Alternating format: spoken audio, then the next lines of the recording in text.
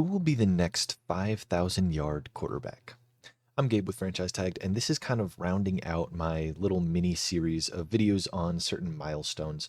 And in contrast with the 2,000-yard rusher and the possible 2,000-yard receiver videos, this is going to have a much wider historical group to look at.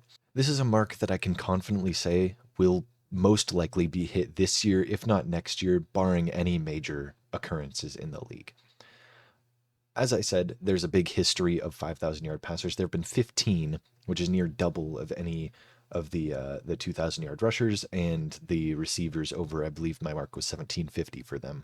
So to keep that number kind of low and to keep it similar with those videos, I'm actually going to only be including the occurrences within the past 10 seasons, which we've had 7 of. So this is since the 2014 season, and listing them from oldest to newest now, just to kind of set that baseline for us.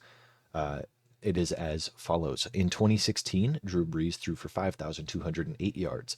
In 2018, Ben Roethlisberger threw for 5,129 yards, and Mahomes threw for 5,097 yards. In 2019, Jameis Winston had his famous 30 for 30 season, and he threw for 5,109 yards to go along with those 30 touchdowns and 30 interceptions. In 2021, we had an ancient Tom Brady throw for 5,316 yards, and Justin Herbert went for 5,014 yards. And then finally in 2022, we had Patrick Mahomes, who is the only repeat offender on this list in the past 10 years, as he went for 5,250 yards in his second appearance on this list. And just as a little side note, Drew Brees had 4 other 5,000-yard seasons. Tom Brady had 1 other. And Peyton Manning, Dan Marino, and Matt Stafford were responsible for the other 5,000-yard seasons. We aren't going to be looking into them any further, but I did want to give them their props while we're here talking about them, especially Drew Brees, who's just a monster of stats.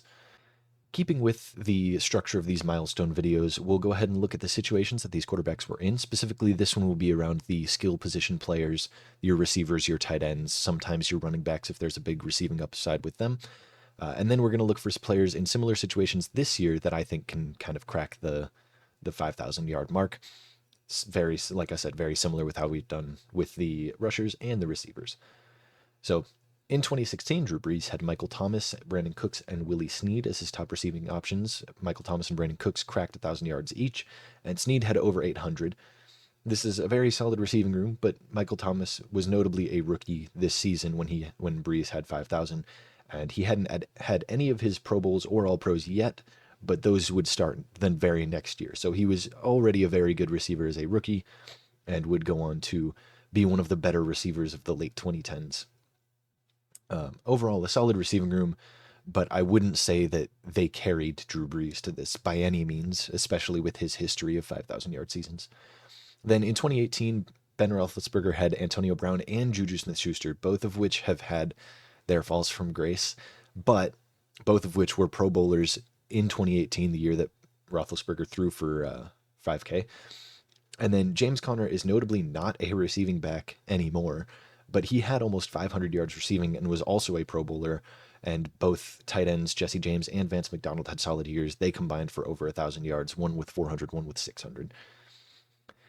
Then in 2018 as well, staying in that same year, we saw the emergence of Patrick Mahomes, first-team All-Pro in his first season starting, with first-team All-Pro receiver Tyreek Hill and first-team All-Pro tight end Travis Kelce being his top 2 options. I think now we would not say that they are carrying Mahomes, as he is still doing very well without Tyreek and with an aging Travis Kelce, but definitely 2 very strong top receiving options for him to crack 5K. Then moving on to 2019, the very next year, Jameis Winston had Pro Bowlers in Mike Evans and Chris Godwin. Mike Evans has never had a season under 1,000 yards his whole career, and Chris Godwin has always been a very good second option for anybody in that Bucs offense. And Jameis in 2019 was famously chucking that thing. So that's the reason he hit 30 interceptions. It is also part of the reason that he hit 5,000 yards that season, is because he was just getting rid of it. We're going to move on to 2021, but stay with the same team of the Buccaneers with Tom Brady. And similarly, he had Mike Evans and Chris Godwin alongside Gronk, who had 800 yards. And Evans and Godwin, again, hit a K with Brady and another strong receiving room with a good quarterback. Staying in 2021, we move over to the Chargers with Justin Herbert in his second season playing alongside established wide receivers from Mike Williams, Keenan Allen, both cracked 1,000 yards, and then Austin Eckler, famous, receiving back only, no rushing upside with him, and he was their lead back. So definitely a very good situation for Herbert to be in to hit 5,000 yards. Then the final nod, 2022, Patrick Mahomes. I would say this is the biggest outlier of any of them. No Pro Bowl wide receivers, no wide receivers over 1,000 yards. The only teammate he had that had 1,000 yards was Travis Kelce. You can argue that he kind of plays more of a wide receiver position than a tight end position. That is an argument that's been going around for a while now, but he is still a tight end, not a wide receiver. Whereas everybody else on this list has had strong wide receiver play that has led to their 5,000 yard campaign. One final point that I want to get to about their situations before we have that list of criteria that I typically make. I didn't mention any of the running back play except for Justin Herbert with Austin Eckler, but none of them have had exceptionally strong running backs on their team. And I think that that's kind of inherent. If you're going to have a 5,000 yard passer, you can't have a very strong rushing attack on your team, or at least not a strong rushing focus. You can have a good running back that just isn't the main part of that offense, and you can do that. But I think that a main thing to look at is there can't be a run first feel in an offense if you want your quarterback to hit 5,000 yards. And that kind of goes without saying, but I just wanted to mention it here, just to justify putting it in the criteria, just so I wasn't talking about it there without talking about it before. Now I get onto my list. The quarterback must be in an offense with at least two good weapons. This is subjective. This is not an objective good. It's subjective to say this player is good or this player is bad. But if you have to argue about somebody being good or not, I'm going to just go ahead and say that they aren't good enough. And that's my final word on these good receivers. There has to be a small rushing focus, no mobile quarterbacks, and no run first mentality. I'm not saying that the quarterback has to be a statue in the pocket. I'm just saying that guys like Lamar, guys like Anthony Richardson, they won't be passing for 5,000 yards, at least not on my list, because you need to have a main passing attack in your offense, not just as your quarterback. So the last thing, the quarterback has to be undoubtedly good.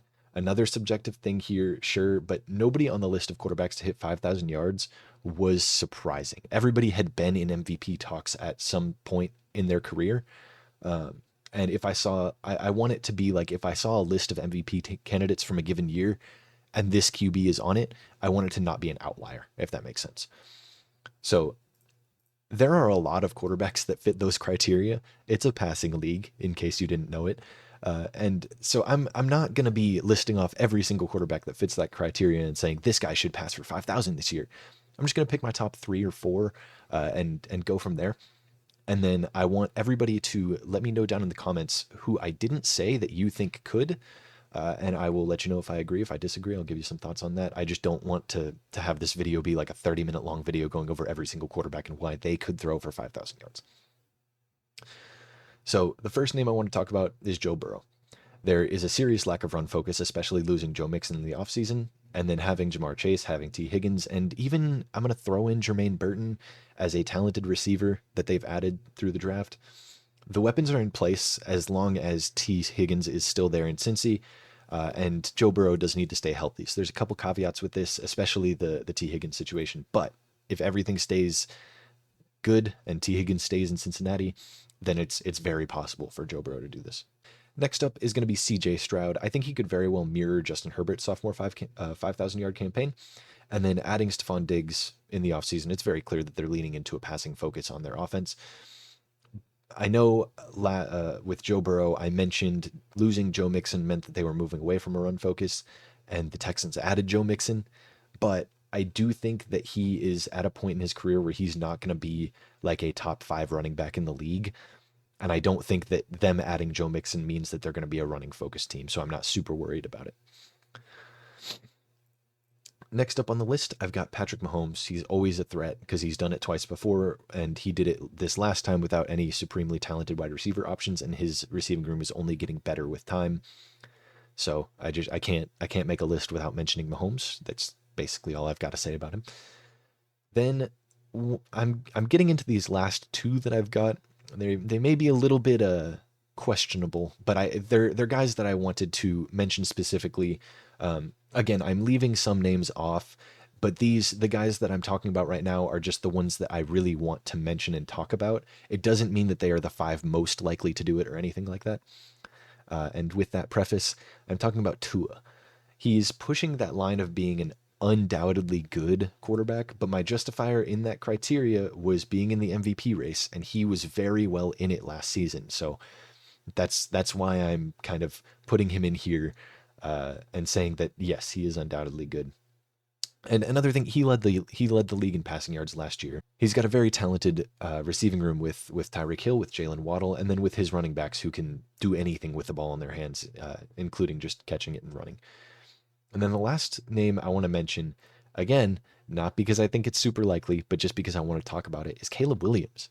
He is a very talented quarterback. He's proven that in college. If he can stay supremely talented as he has shown, he's got the receiving room to do it. He's got DJ Moore. He's got Keenan Allen. He's got Rome Odunze, who is another rookie, but as a wide receiver three, that's a great third option. And then not just that, you've got Cole Kmet and you've got Gerald Everett, and then you've got a running back room who is definitely the weak point of that offense. I think that they've got some strong tight ends, some really strong receivers, and I think that if all goes well, we could be seeing Caleb Williams have we could see Caleb Williams have an extremely successful year. Again, I think 5K is pushing it. I don't know if I'm going to fully endorse Caleb Williams for 5,000 yards, but I think that of the less likely options, he is one that is fun to talk about at the very least.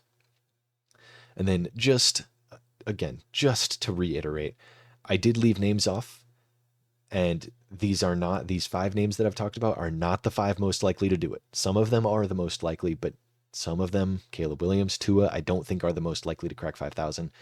I just wanted to talk about them because they're fun to talk about. So 100%, please let me know in the comments who you think will crack 5K next. If it's one of the names I mentioned, agree with me in the comments. I love seeing that. If it's one of the names I did not, then argue with me in the comments and tell me why I should think that they are. And if there's a very good chance if you name somebody that I'm going to be like, yeah, I absolutely agree. I think that they could hit 5K as well. Um, but that list of five is what I'm rocking with for now as some of my more fun options.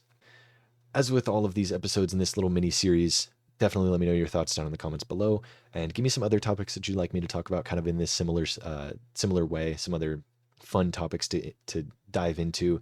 It's the slow part of the off season. We're always struggling to find topics to talk about for content, and we're getting out of it, but we still got a couple weeks left of being super slow. So let us know what videos you'd like to see.